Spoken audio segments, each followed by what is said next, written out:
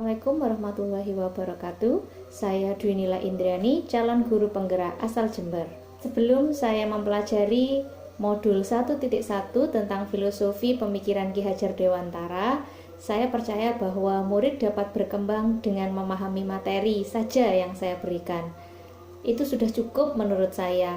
Jadi mereka hanya menghadapi bagaimana menyelesaikan soal tersebut dengan cepat, tepat, dan sesuai target. Sehingga orientasi saya hanya murid mendapatkan nilai yang bagus, tuntas KKM. Saya pikir itu sudah cukup.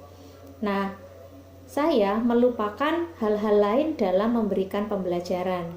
Saya pikir mereka hanya perlu belajar giat, memahami materi, menghafal rumus, dan menyelesaikan soal saja. Sedangkan untuk murid yang masih belum mampu, masih belum mendapatkan nilai tuntas, saya berpikir bahwa mereka harus mengubah cara belajarnya. Mungkin cara belajar mereka itu kurang tepat, sehingga saya meminta mereka untuk lebih giat lagi belajar dan terus berlatih soal-soal yang lebih intensif. Namun setelah saya mempelajari modul 1.1 filosofi pemikiran dari Ki Hajar Dewantara, saya menyadari bahwa apa yang saya lakukan itu belum cukup. Setelah mempelajari modul ini, saya merubah pola pikir bahwa pendidikan haruslah holistik dan seimbang. Arti seimbang di sini adalah menggabungkan secara harmonis, yaitu memadukan cipta, rasa, dan karsa, sehingga menimbulkan sebuah pekerti atau tenaga yang positif. Peserta didik tidak hanya dituntut untuk memahami materi saja, namun mereka harus mendapatkan budi pekerti yang luhur, mencintai budayanya, mencintai bangsanya, sehingga mereka dapat tumbuh dan berkembang menjadi pribadi yang sempurna secara lahir maupun secara batin.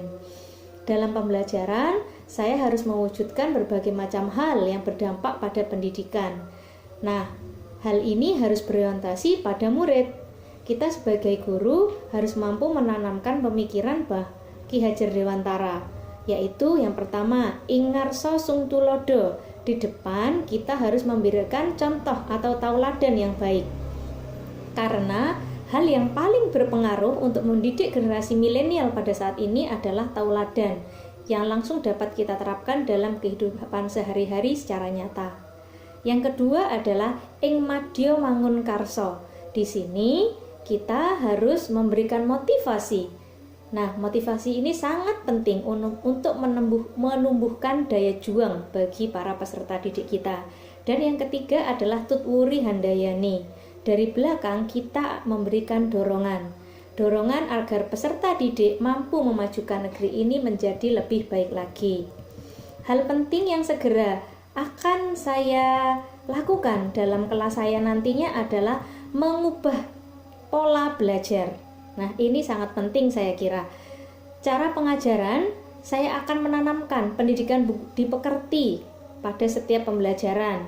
Mulai dari hal-hal yang sederhana seperti mengucapkan salam saat bertemu Bapak Ibu guru, menerapkan kedisiplinan, dan selain itu, saya akan menerapkan pola berpikir kritis dan kreatif sehingga mereka dapat menyelesaikan permasalahan yang mereka hadapi, tantangan yang mereka hadapi dalam kehidupan.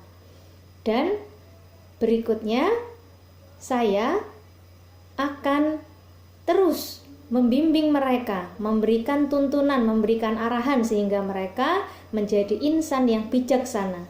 Karena insan yang bijaksana akan mampu survive dalam kehidupan ini, selamat dan bahagia menjalani hidup mereka. Nah, untuk itulah, mari sukses untuk guru hebat Indonesia. Mari kita majukan pendidikan untuk menggapai impian bersama. Indonesia maju, Indonesia tumbuh. Wassalamualaikum warahmatullahi wabarakatuh.